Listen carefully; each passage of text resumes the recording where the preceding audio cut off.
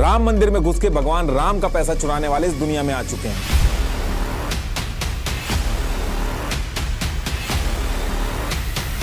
Samajwadi party के अखिलेश यादव ने जब ये सारी चीजें उठा के ट्वीट की, बीजेपी एमएलए ने 20 लाख में पंडित से जमीन खरीद के 2.5 करोड़ में ट्रस्ट को बेच दी। भगवान राम का 3 किलो का हार 1 किलो की चरण पादुका नकली सोने से बदल दोगे। 2 करोड़ की जमीन 10 मिनट के अंदर 18 करोड़ की कर दी, कोई पूछने वाला नहीं। एसबीआई के ऊपर जबरदस्ती प्रेशर डाल के अपने लड़के लगवा दिए। ये 12,000 की सैलरी पे 25-25 लाख के मकान बना रहे हैं।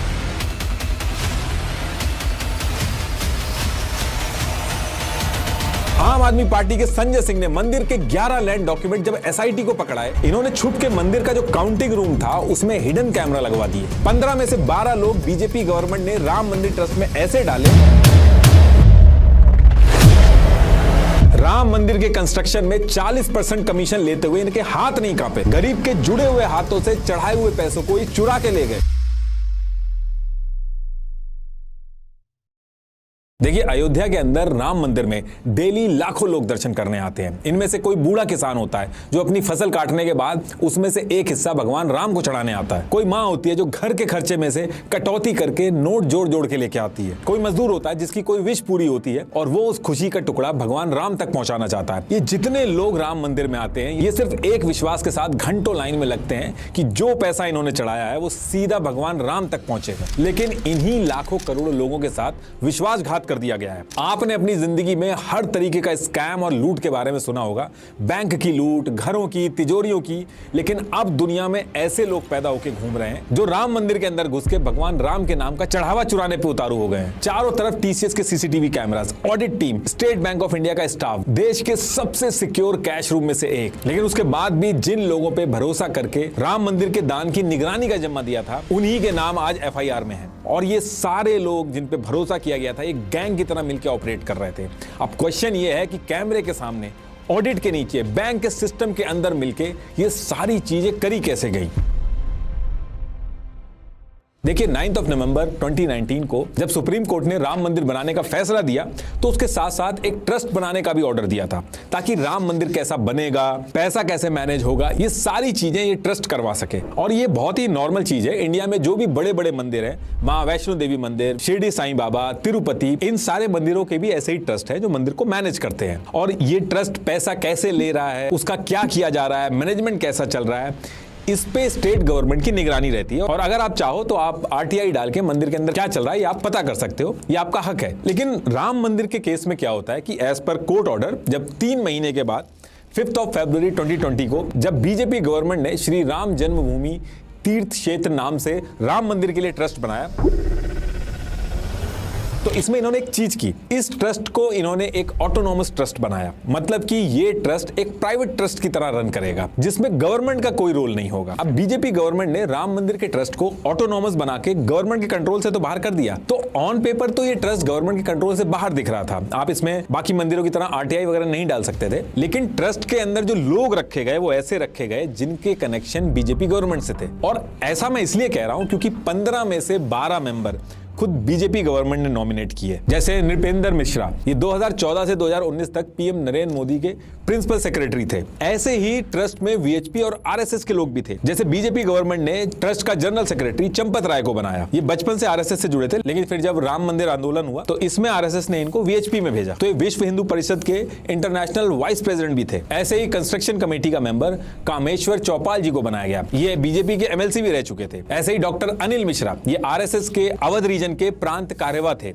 इस ट्रस्ट में इनको सेल्स और परचेज संभालने का काम दिया गया। इनका जो ऑफिस था मंदिर के डोनेशन काउंटिंग सेंटर के जस्ट बगल में ही था। तो कहने का मतलब है कि ऑन पेपर ये ट्रस्ट गवर्नमेंट के कंट्रोल से बाहर था, एक ऑटोनॉमस ट्रस्ट था, गवर्नमेंट का कोई रोल नहीं था। लेकिन ट्रस्ट के अंदर बीजेपी गवर्नमेंट से कनेक्शन रखने वाले लोग थे। तो ऑटोनॉमस ट्रस्ट होने की वजह से मंदिर को बनाने में कितना खर्चा हुआ, कितना चंदा आया, गवर्नमेंट ये सारी जानकारी देने से मना कर सकती है। आप बाकी मंदिरों के ट्रस्ट की तरह राम मंदिर के ट्रस्ट में आरटीआई नहीं डाल सकते। इनफैक्ट आरएसएस के भी कई मेंबर्स मेंबर्स थे उन्होंने इस ट्रस्ट के ऊपर आरटीआई भी डाली थी, लेकिन गवर्नमेंट ने इसके रिगार्डिंग कोई डिटेल नहीं दी। आरएसएस के फॉर्मर मेंबर कैलाश चंद्र मुंद्रा, इन्होंने आरटीआई डाल के ट्रस्ट को जो टैक्स में छूट दी गई थी इसके रिगार्डिंग इंफॉर्मेशन मांगी थी, तो सीबीडीटी ने मना कर दिया था कि ये ट्रस्ट एक ऑटोनॉमस बॉडी है। तो कहने का मतलब है कि गवर्नमेंट ने ट्रस्ट बनाया, गवर्नमेंट ने अपने लोग अपॉइंट किए, गवर्नमेंट ने खुद टैक्स में छूट दी, लेकिन जो डोनेशन आ रही थी उसके हिसाब के लिए अगर आरटीआई डाली जाए तो उस केस में आपको डिटेल्स नहीं दी जाएंगी। पब्लिक पैसा दे सकती है लेकिन उसका हिसाब नहीं ले सकती। और ये डिटेल मैं बार बार इसलिए अभी बता रहा हूं क्योंकि आगे जो मैं बताने वाला हूं उसका कोर यही है। तो अब देखिए, ये ट्रस्ट जब बन गया और इसके बाद राम मंदिर का कंस्ट्रक्शन स्टार्ट हुआ तो अयोध्या के अंदर जो स्टेट बैंक ऑफ इंडिया था, यहां पे ट्रस्ट का एक जीरो बैलेंस का करंट अकाउंट खोल के पूरे देश से डोनेशन आना चालू हुआ। और ये जो पूरा डोनेशन लेने का जो प्रोसेस था और जो राम मंदिर का कंस्ट्रक्शन चल रहा था, जब ये सारी चीजें चल रही थी तो इसके 7 महीने बाद नवंबर 2020 को ट्रस्ट के जो टॉप ऑफिशियल्स थे, इन्होंने क्या किया, इन्होंने एक प्राइवेट ऑडिट फर्म को बुलाया और पूरे प्रोसेस को ऑडिट करवाया। अब इस ऑडिट फर्म ने आके जब ऑडिट किया तो as per Indian Express report, इस ऑडिट फर्म ने कहा कि जिस तरीके से ये पूरे ट्रस्ट का मैनेजमेंट चल रहा है ये हाईली अनप्रोफेशनल है, इससे बहुत बड़ी दिक्कत खड़ी हो जाएगी। इसमें ना तो कोई सिस्टमैटिक रिकॉर्ड मेंटेन हो रहा है, ट्रांजैक्शन भी ऐसी की जा रही है जिसमें सेकंड और थर्ड चेक नहीं है। और फर्म ने कहा कि अगर इसको जल्दी से जल्दी नहीं सुधारा गया तो चोरी और इनएप्रोप्रिएट ट्रांजैक्शन होने लगेंगे। ऑडिट फर्म ने ये जो वार्निंग दी थी इसके ऊपर काम होना चाहिए था, लेकिन हुआ इसका उल्टा। इस वार्निंग के बाद प्रोसेस को सही करने की बजाय ऑडिट फर्म की इस वार्निंग की फाइल को दबा दिया गया। ट्रस्ट की वेबसाइट पर ना कोई एसओपीज, ना कोई इंटरनल ऑडिट रिपोर्ट, कुछ भी मेंटेन नहीं किया गया और इसके बाद भी कंस्ट्रक्शन का काम ऐसे ही चलता रहा।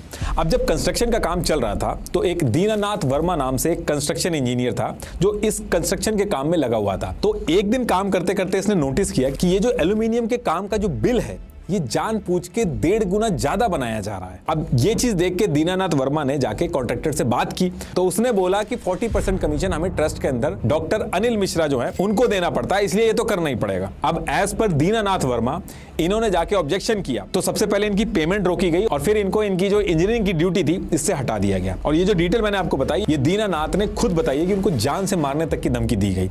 एएनआई और न्यूज़ग्राम ने भी इसको रिपोर्ट किया, लेकिन जिस टाइम पे ये इंसिडेंट हुआ था उस समय ये बात ज्यादा नहीं फैली, उस समय दब गई थी ये बात। तो काफी टाइम तक कुछ नहीं होता है और फिर राम मंदिर का जो कंस्ट्रक्शन था वो कुछ ही सालों के अंदर पूरा हो जाता है और 23 जनवरी 2024 को राम मंदिर को लोगों के लिए खोल दिया जाता है। और खोलते ही ऑन एन एवरेज शुरू में ही 8 से 13 लाख रुपए का चढ़ावा आने लगता है और फेस्टिवल्स में ये बहुत ज्यादा बढ़ जाता था, 50 से 60 लाख रुपए तक चढ़ावा पहुंचने लगा। ये सारी चीजें मैनेज करने के लिए 4 ऑटोमेटिक हाईटेक काउंटिंग मशीन लगाई गई, computerise receipt counter, extra donation box रखे गए। लेकिन डे बाय डे चढ़ावा इतनी तेजी से बढ़ने लगा कि इसको मैनेज करना आसान नहीं हो रहा था और इसको मैनेज करने के लिए ट्रस्ट ने फिर 2 चीजें की। एक तो राम मंदिर से 200 मीटर दूर फैसिलिटी सेंटर के एक बड़े से बेसमेंट के अंदर सिक्योर काउंटिंग रूम बनाया गया, सीसीटीवी वगैरह सारी चीजें लगा दी गई ताकि जो भी चढ़ावा है इसके अंदर काउंटिंग सही से हो सके। दूसरी चीज ट्रस्ट ने यह की कि एसबीआई जो बैंक था इसके साथ एक एमओयू साइन किया ताकि ये जो सारा काम चल रहा है ये प्रोफेशनल तरीके से मैनेज किया जा सके। इस एमओयू को साइन करने के बाद फिक्स हुआ कि पैसा इकट्ठा करने से लेकर गिनने और बैंक पहुंचाने तक का जो पूरा प्रोसेस है ये एसबीआई और एसबीआई के ऑफिसर मिलकर देखेंगे। अब एसबीआई के साथ जब ये एमओयू साइन हुआ तो यहां से काम के लिए एसबीआई को प्रॉपरली इंटरव्यू वगैरह लेके उनकी क्वालिफिकेशन के बेसिस पे हायर करना था, लेकिन ये करने की बजाय हायरिंग जुगाड़ और कौन ट्रस्टी का खास है उसके बेसिस पे होने लगी। सबसे पहले ट्रस्ट में जो चंपत राय थे उनके क्लोज रत्नेश चतुर्वेदी और गगनदीप सिंह, इनको मंदिर से बैंक तक डोनेशन और चढ़ावा ले जाने वाली टीम में ऐड कर दिया गया। और हिंदुस्तान की रिपोर्ट में यह भी बताया गया कि एक बैंक ऑफिसर ने उनको बताया कि जब ये हायरिंग हो रही थी तो एसबीआई के ऊपर प्रेशर बनाया गया कि उनके जो लॉयल हैं सिर्फ उनको ही रखा जाए। तो जो हायरिंग भी हुई वो प्रॉपरली प्रोफेशनल्स हायर करने की बजाय एसबीआई के ऊपर प्रेशर डाल के जान पहचान वालों को रखा गया। अब इसके बाद एसबीआई को प्राइवेट सिक्योरिटी और कैश हैंडलिंग के लिए भी हायरिंग करनी थी, तो इस काम के लिए एसबीआई ने बनारस की सैनिक सिक्योरिटी सर्विसेज को यह काम आउटसोर्स कर दिया और यहां भी क्वालिफाइड और प्रोफेशनल्स को रखने की बजाय बिना कोई इंटरव्यू प्रोसेस फॉलो करे ट्रस्ट के अंदर जो लोग थे उनकी सिफारिश पे अयोध्या के लोकल लोगों को रखना शुरू कर दिया गया। और ये चीज मैं क्यों कह रहा हूं वो भी बताता हूं आपको। मनीष यादव ये चंपत राय के ड्राइवर का भतीजा था, इसको सैनिक सिक्योरिटी सर्विस पे प्रेशर बना के कैश काउंटिंग के काम के लिए रखा गया। ऐसे ही अनुकल्प मिश्रा ये लवकुश मिश्रा का जीजा था,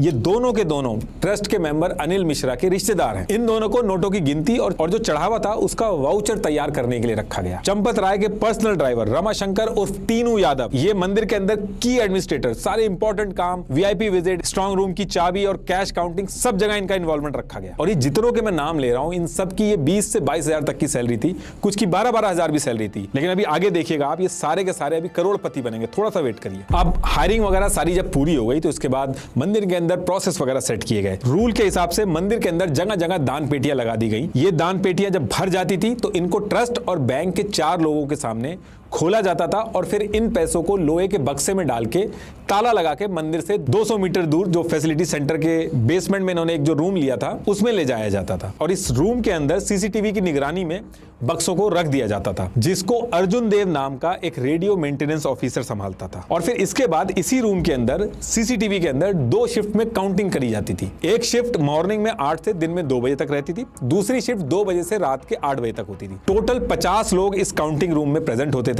काउंटिंग के टाइम पे इन 50 लोगों में से 24 लोग सिर्फ पैसा गिनने वाले होते थे। ये कहने के लिए तो सैनिक सिक्योरिटी सर्विस के लोग थे, लेकिन इनको ट्रस्टी के जो क्लोज थे उनकी सिफारिश से रखा गया था। और इन 24 लोगों के ऊपर 12 ट्रस्ट के बंदे निगरानी रखते थे और इन दोनों के ऊपर 14 लोग स्टेट बैंक ऑफ इंडिया और ऑडिट टीम के होते थे। तो टोटल 50 लोग इस तरीके से काउंटिंग करते थे और इन सब के ऊपर सीसीटीवी लगे होते थे, जिसका पूरा इंफ्रास्ट्रक्चर टीसीएस संभालती थी। और जब ये काउंटिंग होती थी तो कहीं भी जाना अलाउड नहीं होता था, सिर्फ बगल में जो टॉयलेट था वहां जाना अलाउड था और सिर्फ खाना खाने के लिए अलाउड था। और ये जो 50 लोग थे, ये जो काउंटिंग में इन्वॉल्व थे, इनमें सारे जुगाड़ से ही रखे गए थे।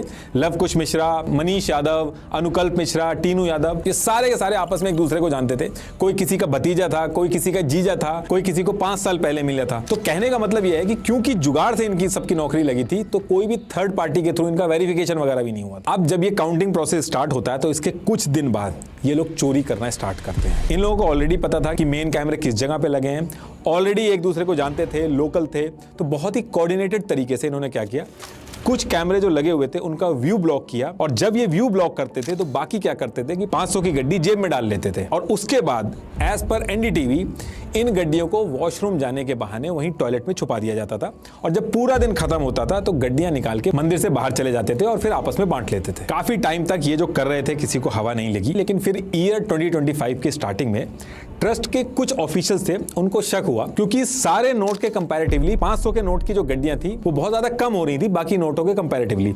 तो ट्रस्ट के ऑफिशियल्स जो थे उनको शक हुआ कि शायद कहीं चोरी ना हो रही हो। तो इन्होंने क्या किया, इन्होंने एसबीआई के रिप्रेजेंटेटिव्स को बुलाया, उनके साथ मिलकर एसओपीज बनाई, जिसमें इन्होंने कुछ रूल सेट किए। और रूल ये थे कि इनको बिना जेब वाले कपड़े पहनाए जाएंगे। दूसरा ये था कि सैनिक सिक्योरिटी सर्विस के कुछ और एक्स्ट्रा गार्ड जो होंगे उनको भी काउंटिंग रूम में लगा दिया जाएगा।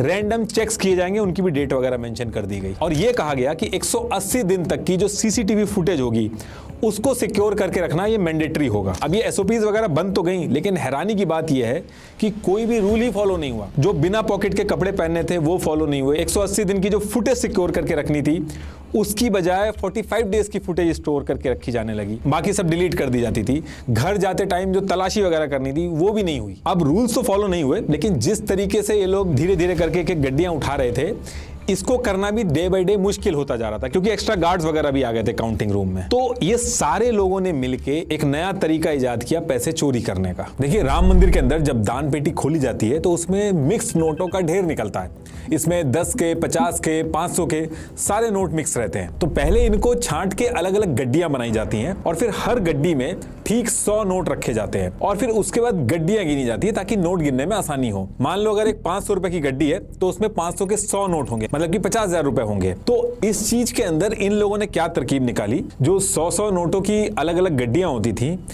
उन गड्डियों में इन्होंने 100 की जगह 100 से ज्यादा नोट डाल दिए, 120 नोट डाल दिए। अब इससे हुआ ये कि मान लो अगर 500 रुपए की गड्डी है उसमें 100 नोट होने चाहिए थे, तो उसकी जगह इन्होंने 120 नोट डाल दिए। तो उसमें 50,000 की जगह 60,000 रुपए हो गए। लेकिन ऊपर से जब वाउचर बन रहा है तो उसके ऊपर 50,000 ही लिखा जा रहा है, जबकि उसके अंदर 60,000 है। काउंटिंग में उनको 100 नोटों की गड्डियां समझ के काउंट किया जा रहा है। उसमें किसी को यह नहीं पता कि उसके अंदर 120 नोट डाल रखे हैं। और इन गड्डियों का जो वाउचर बनाया जाता जाता था, इसका काम अनुकल्प मिश्रा के पास था।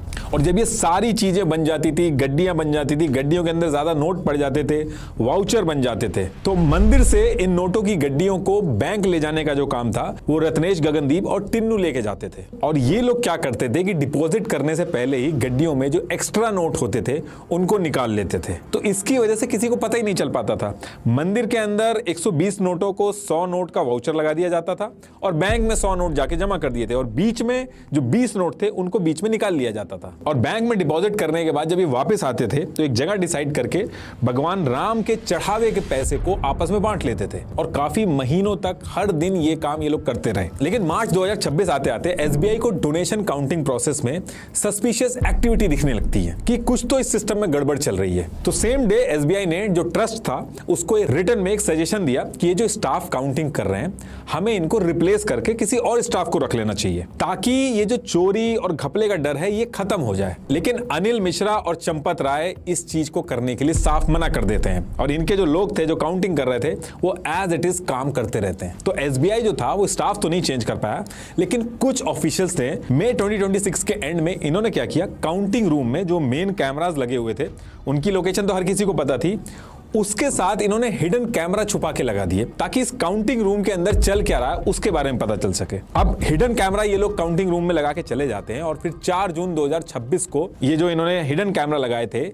इसकी एक वीक की फुटेज खोल के देखना स्टार्ट करते हैं। और जैसे ही ये लोग फुटेज खोल के देखते हैं लोग भौचक्के रह जाते हैं। इसमें ये लोग देखते हैं कि काउंटिंग रूम के अंदर ये लोग जानबूझ के सीसीटीवी कैमरा के सामने खड़े हो जा रहे थे और दूसरे लोग गड्डियां उठा के अपने कपड़ों में छुपा रहे थे, और जिसमें अविनाश शुक्ला जो था वो सबसे आगे दिख रहा था। अब ये पूरा सबूत जो था वो सामने आ चुका था, और ये बात जैसे ही आउट हुई तो इसके अगले ही दिन 5 जून 2026 को ट्रस्टी जो थे उनको भी पता चल जाता है और अविनाश के घर पे पुलिस और ट्रस्ट के रिप्रेजेंटेटिव को भेजा जाता है। और इसके घर पे ये जो 20 से 22 हजार की जॉब करने वाला अविनाश था, इसके घर से 1 से लेके $100 के नोट मिलते हैं क्योंकि बाहर से भी चंदा आता था। साथ में 20,39,220 रुपीस का कैश मिलता है। करीब 58 लाख की चीजें मिलती हैं। अब यहाँ पे इसके खिलाफ प्रूफ भी मिल गए, इसको अरेस्ट भी कर लिया गया, लेकिन बात दबाने के लिए कोई भी फॉर्मल एफआईआर नहीं करवाई गई। अब ये जितने भी लोग मिलकर चोरी कर रहे थे काउंटिंग रूम के अंदर, इनकी सैलरी बहुत कम थी लेकिन ये बहुत तेजी से बढ़ रहे थे।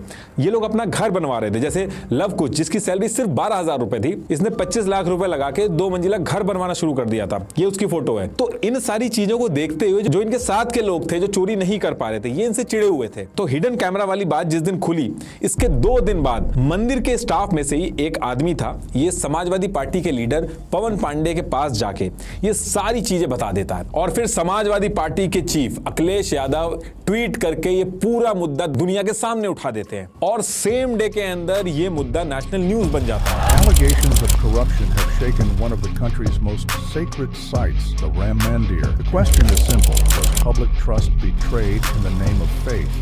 And if so, who is responsible? जब शुरू में न्यूज आई तो जनरल सेक्रेटरी चंपत राय ने कहा कि ऑडिट होती रहती है, कोई परेशान होने वाली बात नहीं है। श्री राम जन्मभूमि तीर्थ क्षेत्र अपने भिन्न भिन्न कार्यों का ऑडिट समय समय पर करता रहता है। लेकिन सेम वीक के अंदर इसी ट्रस्ट का एक फॉर्मर अकाउंट्स इंचार्ज था महिपाल सिंह, ये सामने आता और ये बताता है कि 2020 से 2021 में जब वो ट्रस्ट में काम कर रहा था तब से चोरी हो रही है यहाँ पे। और इसके साथ साथ बोला कि ये जो श्रद्धालु आते हैं मंदिर में वो भीड़ होने की वजह से ये जो सोना और चांदी होता है ये ट्रस्ट ऑफिस में जमा करने की बजाय वहीं डोनेशन बॉक्स में डाल देते हैं। और फिर यहाँ से ये जो टीनू यादव था ये डोनेटेड ज्वेलरी की फोटो खींचकर चंपत राय को भेजता था। और इसके साथ इसने बोला कि इसने खुद चांदी के गहनों से भरे हुए 10 अलग अलग चेस्ट बॉक्स बिना किसी हिसाब के बिना किसी रिसिप्ट के लेके जाते हुए उस टाइम पे देखा। और इस चीज की जब इसने शिकायत करी तो महिपाल को निकाल दिया गया। और महिपाल के सामने आने के बाद बीजेपी के फॉर्मर एमपी बृजभूषण शरण सिंह ने इन्होंने भी बोल दिया डोनेशन चोरी और मिसयूज की सारी डिटेल उनके पास है,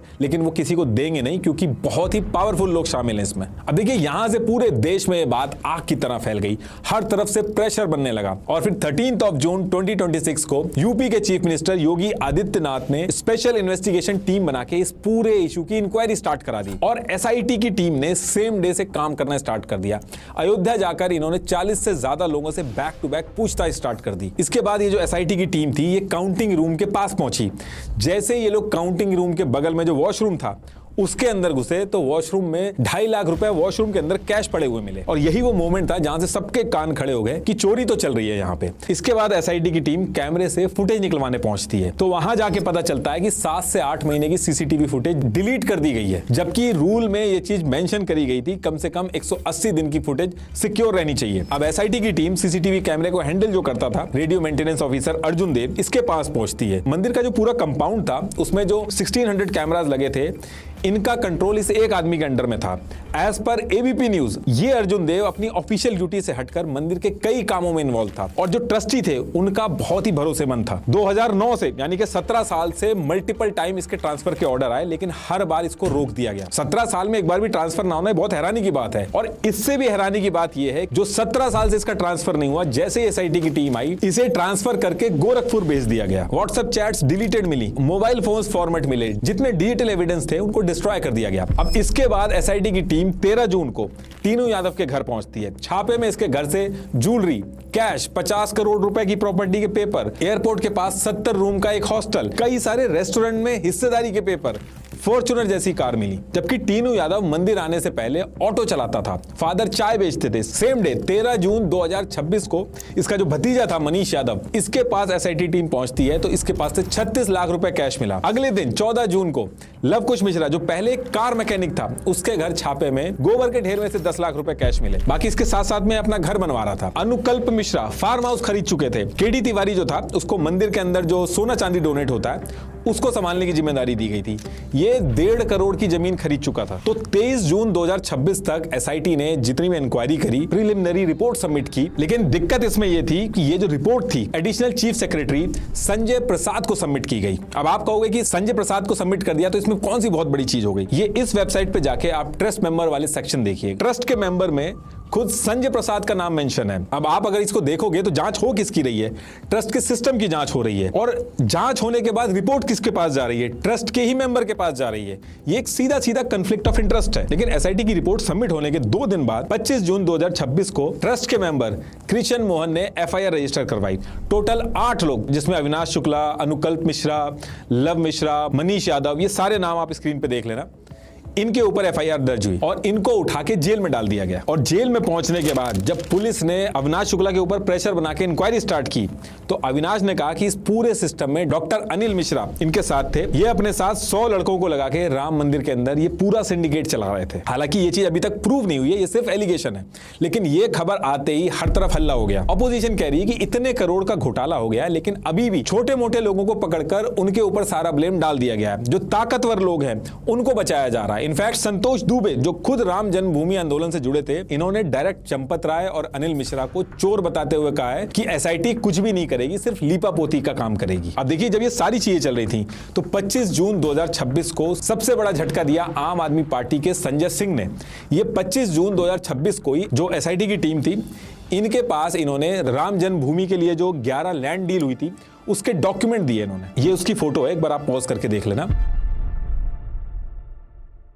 तो अभी तक राम मंदिर के अंदर जो चढ़ावा चोरी का जो पूरा मामला चल रहा था उसमें आम आदमी पार्टी के संजय सिंह ने दूसरा फ्रंट खोल दिया और इस रिपोर्ट में क्या मेंशन है वो भी बताता हूं आपको। जब राम मंदिर की कंस्ट्रक्शन चल रही थी तो इसके कंस्ट्रक्शन और एक्सपेंस के लिए 2021 में ट्रस्ट ने श्री राम जन्मभूमि मंदिर निधि समर्पण अभियान इस नाम से श्रद्धालुओं से फंड रेजिंग करी और सिर्फ 1 महीने से कम टाइम में श्रद्धालुओं ने लगभग 1511 करोड़ की डोनेशन भगवान राम के नाम पे कर दी। अब ये जो पैसा इकट्ठा किया था इस पैसे से राम मंदिर के लिए जमीन खरीदी जानी थी। जमीन कहां और कितनी लेनी है इसके लिए 5 मेंबर की कमेटी बनाई गई थी, लेकिन 5 में से सिर्फ 2 लोग चंपक राय और अनिल मिश्रा यही सारे डिसीजन ले रहे थे। बाकी जो 3 लोग थे उनसे सिर्फ साइन करवाए गए। अब दिक्कत इसमें यह हुई कि ये जो जमीन खरीदी गई, ये सारी जमीन जिस तरीके से खरीदी गई वो नॉर्मल नहीं थी। जैसे मई 2021 को इन्होंने एक जमीन अयोध्या के मेयर ऋषिकेश उपाध्याय के भतीजे दीप नारायण से खरीदी। लेकिन अजीब बात इसमें यह थी कि दीप नारायण ने यह जमीन सिर्फ 2.5 महीने पहले 20 लाख रुपए में खरीदी थी और 2.5 महीने के बाद ट्रस्ट ने दीप नारायण से इस 20 लाख की जमीन को 2.5 करोड़ में खरीदा। अब इतने कम टाइम में ये जो एक्स्ट्रा पैसा बनाया गया ये गया किसकी जेब में? ऐसे ही रवि मोहन तिवारी और सुल्तान अंसारी नाम के 2 लोगों ने 2 करोड़ में 1.2 हेक्टेयर जमीन खरीदी थी। ये सिर्फ 10 मिनट बाद, घंटे या महीने की बात नहीं कर रहा हूं, 10 मिनट बाद ये जमीन 18.5 करोड़ में ट्रस्ट ने खरीदी। कुछ डीलें तो चोर और उचक्कों से भी हुई। हरीश पाठक और उनकी पत्नी कुसुम, इन पे चोरी और धोखाधड़ी और फॉर्जरी के केस थे। 2018 से कोर्ट ने इनको भगोड़ा घोषित कर रखा था। पुलिस पीछे पड़ी हुई थी और ट्रस्ट ने इनके पास जाके लैंड की डील करी। 676 स्क्वायर मीटर की जमीन एक बीजेपी एमएलए ने एक दूसरे पंडित जी से 20 लाख रुपए में खरीदी और 2.5 करोड़ में ट्रस्ट को बेची। ये इतना ज्यादा जो पैसों का हेरफेर चल रहा था, जो लोकल पंडित थे वो भी चिल्ला चिल्ला के थक गए थे कि जमीन में फ्रॉड करके ये लोग पैसा दबा रहे हैं। लेकिन उस टाइम कोई कार्रवाई नहीं हुई थी। और इसके साथ साथ जब राम मंदिर का कंस्ट्रक्शन चल रहा था तो इस टाइम पे विश्व सिंधी सेवा संगम, इनके लोगों ने मिलकर 26 जनवरी 2021 को 1-1 केजी की 200 चांदी की ईंटें, यानी कि 200 केजी के करीब सिल्वर, इतनी चांदी की ईंटें इन्होंने मंदिर बनवाने में लगवाने के लिए चंपत राय को दी थी। जब भी ऐसी डोनेशन होती है तो एक रसीद मिलती है ताकि रिकॉर्ड रखा जा सके कि किसने किसको दी है। लेकिन ईंटें लेने के बाद सिंधी कम्युनिटी से यह बोला गया कि जब ये चांदी की प्योरिटी चेक हो जाएगी उसके बाद रसीद मिलेगी। तो अभी तक ना तो वो रसीद मिली है और उन ईंटों का क्या हुआ वो भी नहीं पता चला। अभी एसआईटी मुंबई में भी लोगों से जाके पूछताछ कर रही है। एक बिजनेसमैन ने कहा कि उसने रामलला के लिए 3 किलो चांदी का हार और 1 किलो की चरण पादुका ये टीनू यादव को दी थी। उसकी रसीद भी इनको अभी तक नहीं मिली। देखिए, लोगों की भगवान राम पे जो आस्था है उसके लिए उन्होंने अपनी कमाई लगा के राम जी के लिए ईयरिंग, झुमके, नोज रिंग सब चढ़ाए, तो कोई रिकॉर्ड ही नहीं है उसका। उल्टा यह कहा जा रहा है कि ये सारी ज्वेलरी ट्रस्ट के रिकॉर्ड में आने से पहले ही डोनेशन बॉक्स से निकालकर चोरी कर ली गई। किसने करी इसके बारे में कोई डिटेल नहीं है। इनफैक्ट ये डर अब आ गया है कि भगवान राम को जो ज्वेलरी चढ़ाई गई है उसको फेक ज्वेलरी से कहीं रिप्लेस ना कर दिया गया हो। इसकी इन्वेस्टिगेशन तक स्टार्ट हो गई। देखिए, ये जो पूरा मामला चल रहा है इसमें सबसे जो चुभने वाली बात है वो ये है कि वार्निंग एक बार नहीं 2 बार दी गई। पहले 2020 में दी गई, फिर 2025 में दी गई और दोनों बार इस पे ध्यान नहीं दिया गया। किसी ने अपने बच्चे की नौकरी के लिए मन्नत मांग के पैसे चढ़ाए, किसी ने माँ बाप की हेल्थ के लिए पैसे चढ़ाए। आप कभी राम मंदिर में जाके देखोगे तो लोग जिस तरह से जुड़े हुए हाथों से भगवान राम के सामने पैसे रखते हैं, ये लोग उस पैसे को चुरा के ले गए हैं। अब यहाँ पे सबसे बड़ा क्वेश्चन ये है कि भगवान राम के गहने चुरा के उनको नकली ज्वेलरी पहनाने वाला आखिर है कौन, ये पता चलना बहुत जरूरी है। एफआईआर आप जाके देखोगे तो सब छोटे नाम, ड्राइवर, भतीजे, रिश्तेदार, इनके जो आका है उनके नाम अभी तक सामने नहीं आए। ये जो लोग हैं इतने केपेबल नहीं है कि अकेले इतने करोड़ों का हेरफेर कर देंगे। इनके माई बाप कौन है उनका पता चलना बहुत जरूरी है, ताकि इस देश के अंदर दोबारा कोई भूल से भी ऐसा करने की ना सोचे। अगर इसको हमें सही से करना है तो सिस्टम बनाने होंगे। ये सारी दिक्कतें वहीं से स्टार्ट हुई जब ट्रस्ट को ऑटोनोमस बना के आरटीआई से बाहर कर दिया गया, रूल्स फॉलो नहीं किए गए। ये सारा पैसा पब्लिक का है तो हिसाब भी पब्लिक में ही होना चाहिए। हर साल का इंडिपेंडेंट ऑडिट वेबसाइट पर पब्लिश होना चाहिए। डोनेशन का रियल टाइम डैशबोर्ड हो, हर ऑनलाइन ट्रांजैक्शन दिखे और जो लोग पैसा गिनने वाले हैं वो उन लोगों से बिल्कुल अलग हो जो उन्हें कुर्सी पर बैठा रहे हैं।